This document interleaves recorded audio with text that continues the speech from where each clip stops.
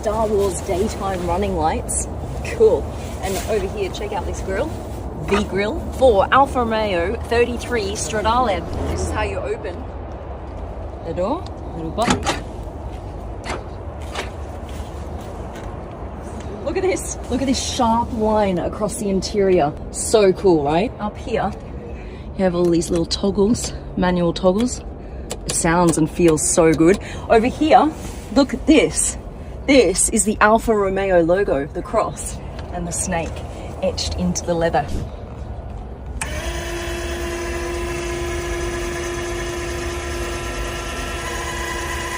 Foldable screen.